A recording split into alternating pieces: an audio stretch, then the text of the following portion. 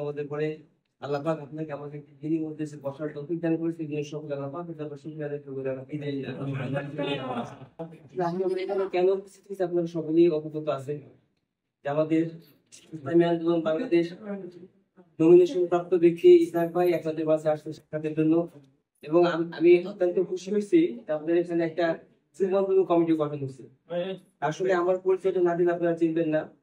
আমার নাম সৈয়দ মশিউর রহমান, আমি একটা হাই স্কুলের শিক্ষকতা করি। পাশাপাশি আপনাদের এই ইসলামী আন্দোলনে একটি খিদমত করি। আমি আমাদের নুরুল্লাহগঞ্জ ইউনিয়নের সেক্রেটারি পদে আছি এবং ভাঙ্গা উপজেলার সাংগঠনিক সম্পাদক হিসেবে। তো আমি এই আজকে আপনারা বলতে পারেন যে আপনি এত দলে কাজ করেন, আপনি পেনশন পেয়েছেন কেন? আসলে এটা প্রশ্ন থাকতে পারে। মূলত ব্যাপার হলো আমাদের ইসলামী আন্দোলন এমন একটা কাজ, অনেকে চিন্তা করি যে আজকে যে ভাইরা আসছে এরা সবাই প্যান্ট শার্ট পরা, এরা চিন্তা করে যে এখানে আসলে পাঞ্জাবি করতে হবে, পাগড়ি করতে হবে, নামাজ পড়তে হবে, এত ঝামেলা করে কিনা? আমরা যাবো না। কিন্তু আপনি নামাজটা পড়েন তো আমার জন্য নয়, এটা আপনার নিজের জন্য। আর এইখানে আসতে হলে যে পাগড়ি পড়তে হবে, পাঞ্জাবি পড়তে এমন কোনো কথা না। জাস্ট মডেল হিসেবে আমি আসছি।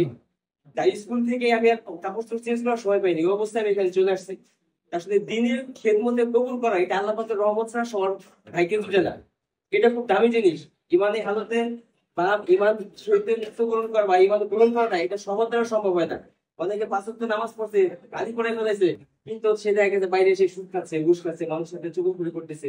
এটা হতে পারে, কিন্তু আমি আপনি যদি আমার চরিত্রটা যদি ঠিক করতে পারি তাহলেই আমরা সামনে ভালো কিছু করতে আল্লাহ আমাকে কাছে অন্তত জবাব দিয়ে করতে পারো। আল্লাহ তুমি আমাকে যে উদ্দেশ্য করে পাঠাইছে না, আমি যতটুকু পারছি কিনা বলতে পারি না, তবে তোমার দিনের খেদমত আমি একটু লাগিয়েছে দাও।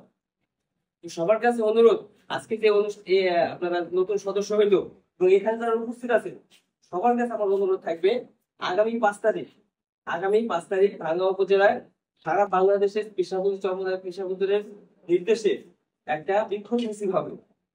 এই মিছিলটা আমরা কেন করবো? কারণ আমাদের এই লোকগুলো সবাই জানে যে হুজুরে কি করবে, তারা কি জানে, কিন্তু জানে না যে সাধারণ মানুষ যদি একত্রিত হয় তাহলে তারা যে আমাদের কাছে কিছুই না এটা তারা ভাবতে পারে না। তাদের জিনিসটা আমাদের কোনো অন্যায় প্রতিবাদ করতে হয়, একার পক্ষে প্রতিবাদ করা সম্ভব না। আমাদের 10 জন যখন একত্রিত হব তাহলে আমরা যে কোনো প্রতিহত করতে পারবো। এই জন্য আমাদের এই দলটা যে দুর্বল না এবং এখানে লোকজন আমরা কম না, এটা প্রকাশ করার জন্য সকলের কাছে আমার উদাত্ত আহ্বান থাকবে, আপনারা 5 তারিখ 3:30টার মধ্যে ভাঙ্গা ঈদগার মাঠে আমরা সবাই এখানে উপস্থিত হবো ইনশাআল্লাহ। পারবেন ইনশাআল্লাহ? এবং 3 তারিখে আপনাদের যারা ইউনিয়ন কমিটির যারা সদস্য আছেন সকলের কাছে অনুরোধ থাকবে 3 তারিখে আমাদের অবশ্যই আমাদের বার্ষিক মিটিং এ উপস্থিত হবেন ইনশাআল্লাহ। যাই হোক, সময় সংক্ষিপ্ত, ভাইয়ের সাথে কথা বলতে আপনার সামনে আমাদের একটাই কথা অনুরোধ যে আপনারা সবকিছুই দেখছি, আমরা তোমাকে দেখছি, ধানের শীষ দেখছি, সব শীষে দেখছি, কেউই কিন্তু আমাদের সহায়তা করার জন্য আসে নাই, তারা আসলে ভোট বিলাস করার জন্য আসছে। তা যদি দিয়ে যদি তাদেরকে ঠকতে পারি, তারা বারেবার আমাদেরকে ঠকাইছে। কিভাবে ঠকাইছে? ভোটের মাধ্যমে। ভোট হয়ে যায় তারা তাদের কাজকর্ম চালাইছে, কিন্তু এমন একটা সময় আসছে এখন আর ওই কর্মটা ভোটটা না নেওয়ার আগেই তাদের যে অবস্থা সেটা আমাদের দেখতেছি। এখন দেখার পরে যদি আমরা শিক্ষা না নেই তাহলে আমরা তো মানুষ না, অন্য কিছু হয়ে যেতে পারি। তা আমার মানুষের পরিচয়টা দিব এবার।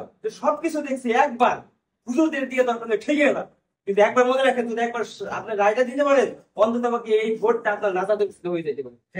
এই জন্য আমাদের সবকিছু করতে সবাইকে যারা আছে সবাইকে বুঝাবেন, বাবা সবকিছু তো দেখছো, একটাবার হুজুরদেরকে দেখবা, আমরা তারপর যদি ঠকিও আমরা ঠকবো, তারপরও হুজুরদের সাথে, কারণ যার সাথে যার মহব্বত তার সাথে তার কিয়ামত। হুজুরদের সাথে সোহবত থাকলে অন্তত আমাকে তাদের উদ্দেশ্য করে আমার কি করতে পারে, কিয়ামতের মাফ করতে পারে।